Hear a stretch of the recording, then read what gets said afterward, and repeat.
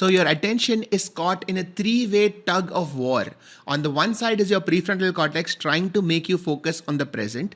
On one side is your default mode network constantly taking you away into a mind-wandering dreamy space. And on the third side is your limbic system, that is your dopamine and amygdala, taking your attention away into things that are either very exciting in the short term or potentially threatening. The good news is you can biohack all three to control your attention better. So, this clip is taken from the video How to Fix Your Attention Span Before It's Too Late by Justin Sung. It was around a 24-minute long video, and I've taken out the most important points. So, hear him out carefully. Because I want you to think about your ability to focus and have attention like this.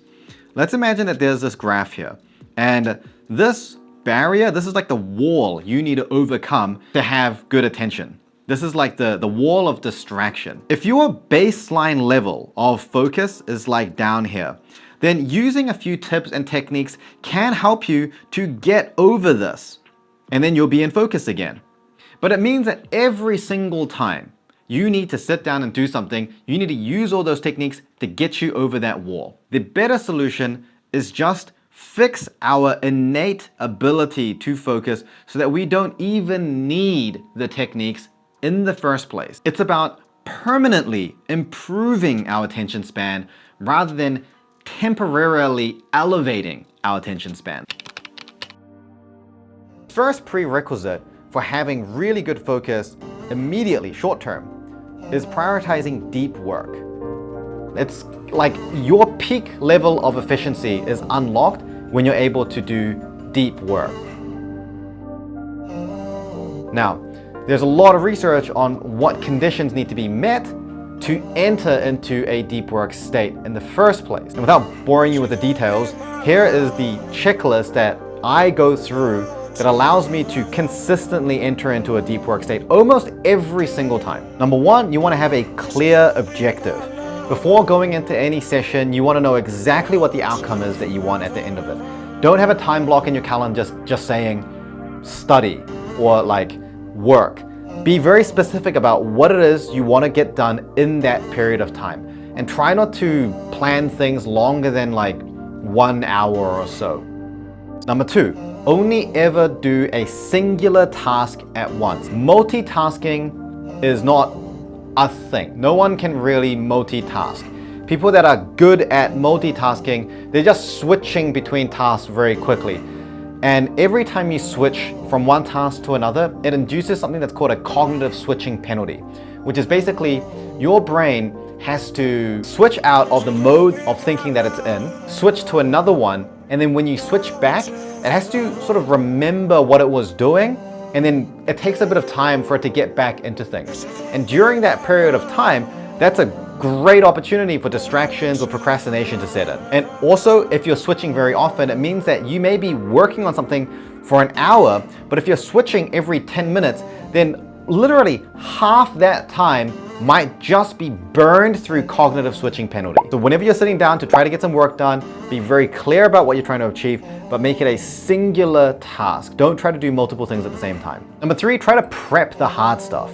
What I mean by this is that if you've got a big task that you need to do, you might feel overwhelmed because there's all the stuff you need to unpack. You know it's going to take a lot of work. Think about what part of that task feels the most overwhelming and try to do a little bit of that before your session. Something that doesn't really require a huge amount of focus.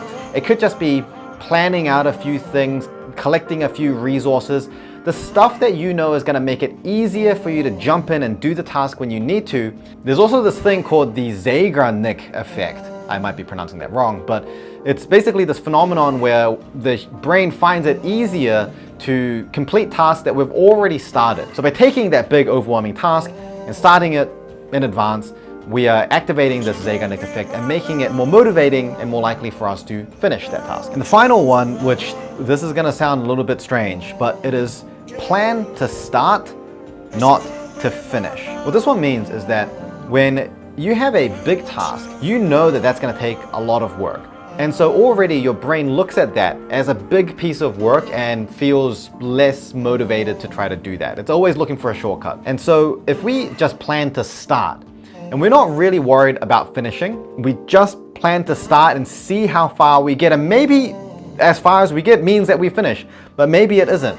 Then what that does is it means it's easier for our brain to get into it because it knows that it doesn't have to commit to this huge, big amount of cognitive resources. So what that means is that two things. First of all, we're more likely to just get into it without procrastinating.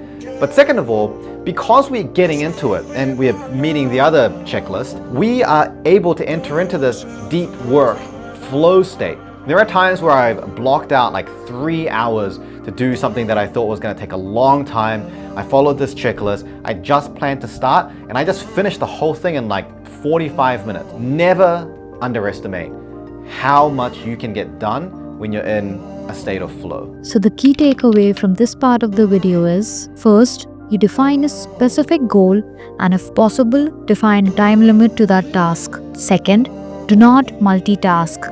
If you're doing something, give it all your attention. Third, complete a part of your task earlier. That is, do something that will push you later to complete the task that you left unfinished. The final point says, prepare to begin, not to end.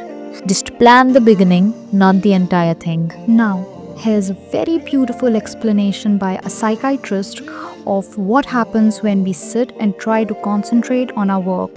Life is simple, and hence he gives you the most simplest explanation as well as the solution to avoid falling into the trap of distraction. So, if at all you're interested in unlocking your power of deep work, just follow what he says. I've tried it, and it works. So I want you guys to think about what's going on when you try to work, okay? So like, here's you. And then like, here's the book. Oh God, I can't write a book. I can't draw a book. This is a book, okay? So you're trying to read a book. So you're looking at the book. All right, and so generally speaking, what happens is your mind tends to be like one-pointed, right? So this is gonna be like a one-pointed mind. And you're looking at the book for a few seconds, like let's say a minute or two, you're like reading the book. And then something interesting happens. Your mind goes from this to like a scatter. Okay, so this is one-pointed mind. And this is a scattered mind. All right, so like you guys know what I mean? Like, because you're like, I'm reading the book and then your mind is like, oh, like let's think about random crap. And so then when your mind becomes scattered, then what it starts to do is it starts to go in like all these different directions, right? So it's going over here, it's going over here, it's going over here. And then what used to happen is that over time, you'd like your mind would wander, like 5 minutes would pass, you'd be sitting at a library, and then the mind eventually like coalesces back into a one-pointed mind, and then you're focused on the book again. And if we think about the process of studying, what it is like, it's like focused mind, and then it scatters again. And then it goes back to focused, and then it scatters again. And on good days, you know, your focused mind is longer, and then the scattering is shorter. Right? So like generally speaking, as you study, this is the pattern of mind. Does that make sense? So another important part of this process is something called dharana and pratyahara. So we've talked a little bit about these. Dharana is focus. So these are like meditation techniques that train your mind to become one-pointed. Pratyahara is sensory withdrawal. So these are practices that essentially cause you to restrain the senses. So let's like think about this for a second. What are the things that shatter a one-pointed mind? So like, let's say I'm studying the library and then someone brings in like a plate of barbecue, right? So then like I smell the barbecue and then my mind shatters. Okay. Let's say that I'm studying and, you know, like I hear a ping on my phone. Someone just texted me. So BBQ, you know, sound from phone, notification, right? So, and then what this does is shatters my focus. So the reason is because my focus gets shattered by the indriyas or the sense organs. So pratyahara is the practice of restraining your sense organs. So like keeping your eyes focused on what they should be focused on, getting your nose under control, getting your ears under control, like basically restraining your attention where you want it, okay? That's not the focus today. So all of these are about moving from here to here, okay? But what we're gonna focus on today is not moving from here to here. We're gonna focus on this phase right here, because this is where a lot of people kind of mess up. So let's think about what happens when your mind is scattered. Okay, so the mind enjoys being focused and the mind enjoys being entertained. Now, this is what needs your extra attention. Your mind enjoys being focused. I repeat myself, your mind enjoys being focused, and that is the reason you love scrolling or playing game or things like this, because it just keeps your attention locked. You are focused and not bored, right? So mind enjoys focus, right? And if we think about mind enjoying entertainment, what is entertainment? Entertainment is simply a sensory experience that sort of makes it very easy for your mind to be focused. So if I play a video game, like the whole point of like playing Dota is that Dota causes my mind to coalesce into this, right? Video games do this. So if we really think about it, what we see is that our mind actually really enjoys being focused. Like the common element is that the mind appreciates focus. And then even when we think about studying, like I don't know if you guys have had this experience, but like sometimes studying can be fun. Like you're kind of in a groove and you're like learning stuff, you know, and your mind is kind of focused. It really enjoys that. So where does the problem arise? Like why is studying so hard? Studying is so hard because our mind gets distracted, right? And so it shatters into this again. And in this moment, we're bored. Right? Because you're like, I don't want to study. Like your mind is like, oh, let's look at the book. And then you're like, there's another part of your mind that's like, no, I don't want to do that. And this is where I think that studying has gotten so much harder for people. Like we hear this so much more now that, you know, video games are addictive. I'm addicted to YouTube. Like I spend hours watching YouTube. I have no motivation, etc. Because now actually something existed that didn't exist 30 years ago, which is algorithmic entertainment. So what used to be, so like, let's think about like, you know, like in the 1950s, if I'm at the library and I get distracted, what would my mind do? I pull out my comic book and I read my comic book for like 10 minutes, okay? And then eventually my mind kind of scatters again and then I focus back on studying.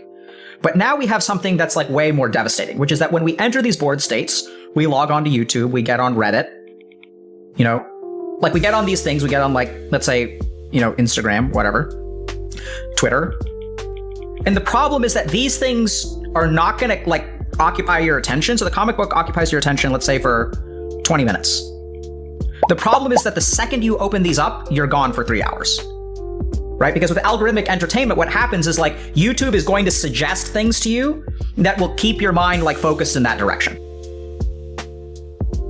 There are large corporations with PhDs in psychology and the best design engineers that they can find, all working to keep you engaged. And that's why I like to say that the internet is a hostile design environment. So here's a quote from the first president of Facebook, Sean Parker. The thought process that went into building these applications, Facebook being the first of them, was all about how do we consume as much of your time and conscious attention as possible. And that means we need to sort of give a little dopamine hit every once in a while because someone liked or commented on a photo or a post or whatever. And that's just one very telling admission from someone who would know. If you listen to other people talk about designing digital experiences though, it really is basically the same. It's all about capturing and really holding on to your attention. And so everyone who's talking about productivity, you guys got to understand that productivity starts with the ability to tolerate boredom. Just that. Just learn how to be bored. If you can learn how to be bored, then your productivity will go through the roof. Because then in those key moments where you are bored and you reach for that thing that it used to be a 5-minute distraction, it used to be a 15-minute distraction, it used to be a 20-minute distraction. Now it's a 3-hour time commitment. And once you like step into the ring with like, you know, this algorithm that's designed to restrain your attention for 3 or 4 hours, you are like way outmatched. It's just your little brain against hundreds of millions of dollars worth of like engineering that is designed to prey on your neuroscience. You guys are outmatched. You can't win then. So the key is to not step into the ring.